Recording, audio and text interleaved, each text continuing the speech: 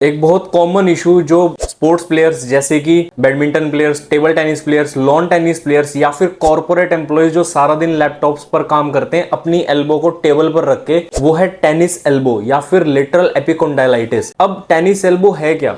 इसमें क्या होता है, आपके एल्बो जॉइंट के बाहर वाली तरफ बहुत ज्यादा पेन होता है या फिर टेंडरनेस होती है। टेंडरनेस मतलब हाथ लगाने पर एल्बो जॉइंट के बाहर दर्द होगा। अब टेनिस एल्बो में हो क्या रहा है वो मैं आपको बताता हूँ। टेनिस एल्बो में या फिर लेटरल एपिकोंडाइलाइटिस में जो आपके एक्सटेंसर्स टेंडन्स है, जहां से आपकी एक्सटेंसर मसल्स यानी कि आपके रिस्ट की एक्सटेंशन या फिंगर की एक्सटेंशन को करने वाले जो मसल्स हैं उनके टेंडन्स इन्फ्लेम हो जाते हैं लेटरल एपिकोंडाइलाइटिस में, यानी कि एल्बो जॉइंट के बाहर आपके रिस्ट एक्सटेंसर्स या फिर फिंगर एक्सटेंसर्स इन्फ्लेम्ड हो जाते हैं और वो करते हैं पेन। अब अगर आपको टेनिस एल्बो है या फिर लेटरल एपिकोंडाइलाइटिस है तो आपको करना क्या है? सबसे पहली चीज, आपको एक ऑर्थोपेडिक सर्जन से कंसल्ट करना है। या तो आप ऑनलाइन कंसल्ट कर सकते हो या फिर ऑफलाइन भी कंसल्ट कर सकते हो। बट अगर आप एक ऑर्थोपेडिक सर्जन के पास नहीं जा पा रहे हो तो आपको ऐसी कौन सी चीजें जो अवॉइड करनी है और ऐसी कौन सी चीजें जो आप कर सकते हो। अगर आपको टेनिस एल्बो या लेटरल एपिकोंडाइलाइटिस डायग्नोस्ड हो चुकी है तो आपको क्या चीजें अवॉइड करनी है? सबसे पहली चीज, आपको करना है रेस्ट अपनी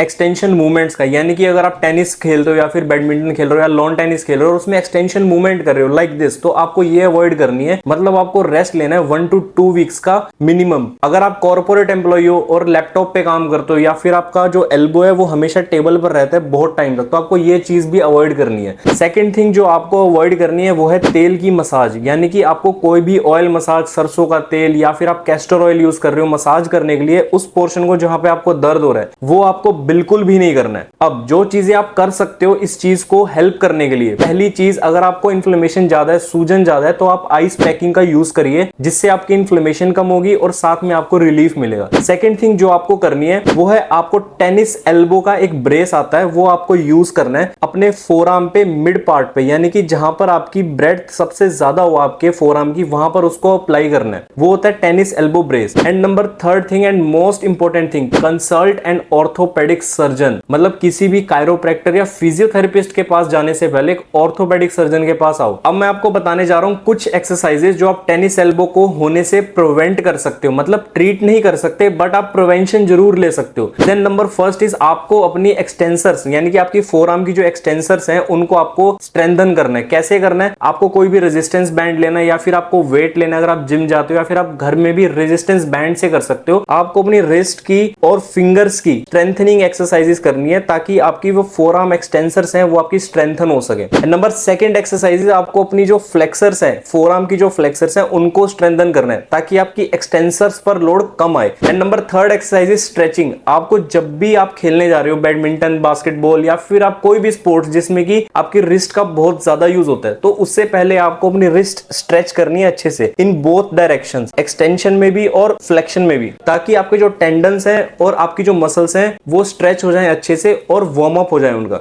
मेरा नाम डॉक्टर हर्ष शर्मा है। मैं विर्क हॉस्पिटल करनाल में एक ऑर्थोपेडिक सर्जरी रेजिडेंट हूं। और अगर आप टेनिस एल्बो या लेटरल एपिकोंडाइलाइटिस जैसा कोई भी इशू फेस करें तो आप डायरेक्टली विर्क हॉस्पिटल आके अपना अच्छा ट्रीटमेंट करा सकते हो। यहाँ पर बहुत ज्यादा डेडिकेटेड और enthusiastic sports injury related team है और आप ऑनलाइन भी कंसल्टेशन कर सकते हो। Thank you.